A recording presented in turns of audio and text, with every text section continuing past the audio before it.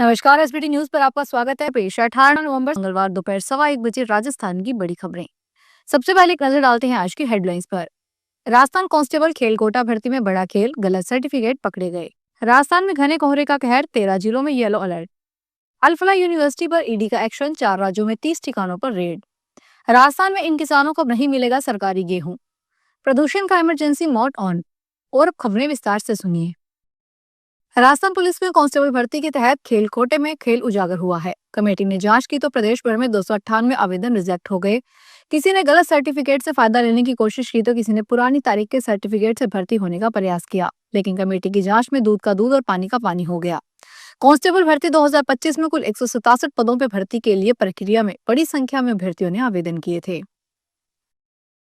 राजस्थान में उत्तर भारत से आ रही बर्फीली हवाओं के असर से तापमान में गिरावट का दौर जारी है। मौसम विभाग के अनुसार कुछ क्षेत्रों में शीतलहर की संभावना है। मौसम विभाग ने पूर्वी राजस्थान के 13 से अधिक जिलों में शीतलहर की संभावना जताई है। इन जिलों में भरतपुर, अलवर, धौलपुर, करौली, सवाई माधोपुर, जयपुर, दौसा, टोंक, भीलवाड़ा, कोटा, बूंदी, चित्तौड़गढ़ और अजमेर शामिल है। मौसम विभाग का कहना है कि आगामी एक सप्ताह में राज्य में मौसम शुष्क रहेगा और तापमान में कोई बड़ा बदलाव नहीं होगा। हिमालयी क्षेत्रों से आ रही ठंडी हवाओं के चलते ठिठुरन और अधिक महसूस होगी। अल्फला यूनिवर्सिटी से जुड़े मामले में ईडी की टीम दिल्ली, हरियाणा, मध्य प्रदेश सहित 4 राज्यों में छापेमारी कर रही है। अल्फला यूनिवर्सिटी पर एक मामला मनी लॉन्ड्रिंग का भी दर्ज किया गया था। महू में यूनिवर्सिटी के चेयरमैन जवाद अहमद के पुराने आवास और फरीदाबाद में अल्फला के परिसर ओखला में ट्रस्ट के दफ्तर सहित 30 ठिकानों पर छापेमारी जारी है। अब तक एनआईए ने 2 लोगों को गिरफ्तार किया है। ये कथित तौर पर आत्मघाती हमलावर डॉक्टर उमर नबी के करीबी सहयोगी हैं। केंद्र सरकार की पीएम किसान सम्मान निधि योजना से जुड़े ऐसे किसानों को अब झटका लगने वाला है जिनके पास निर्धारित सीमा से अधिक भूमि है।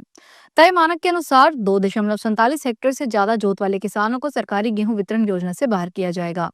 अधिकारियों के अनुसार विभाग की ओर से वर्ष 2016 की कृषि भूमि रजिस्टर सूची और वर्तमान पीएम किसान सम्मान निधि डेटा का मिलान कर यह जांच की जा रही है।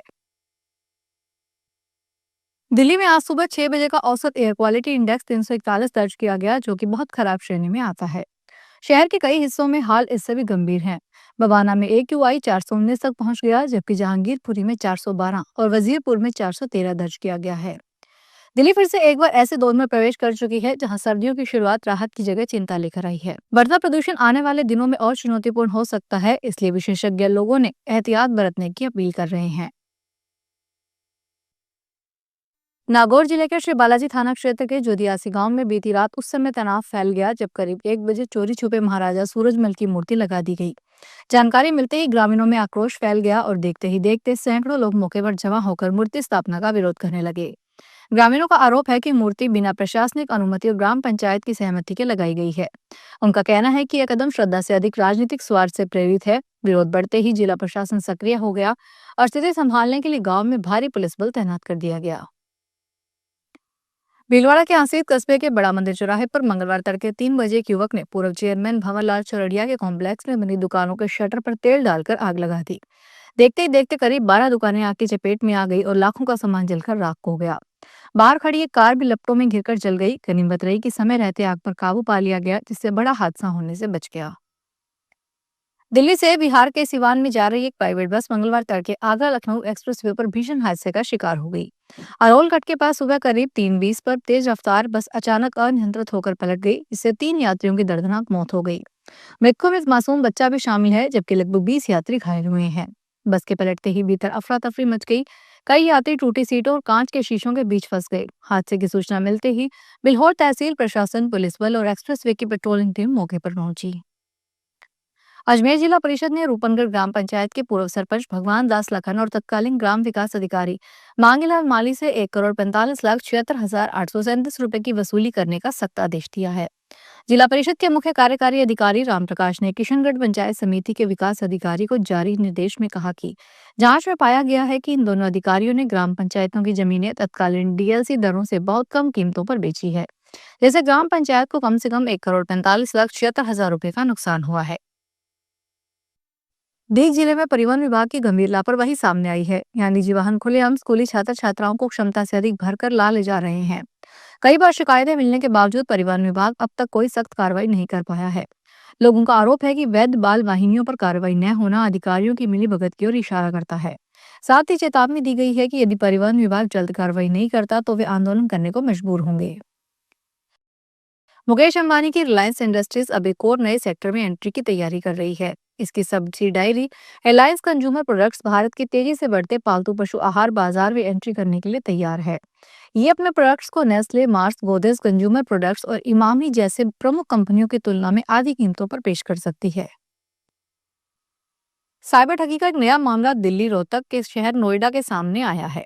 साइबर ठगों ने बड़ी ही चालाकी से विक्टिम को pipeline gas service provider Indraprastha gas limited बनकर कॉल किया और 29 लाख रुपए ठग लिए।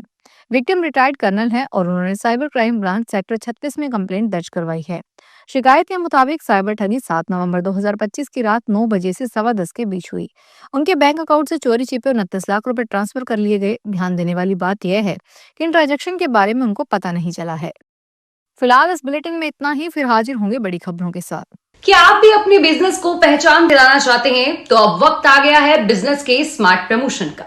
हम बनाते हैं आपके ब्रांड और संस्थान के लिए ऐसी वीडियो और रील है जो लोगों का ध्यान खींचे और लंबे समय तक उन्हें याद रहे और आपके संस्थान को आगे बढ़ाए।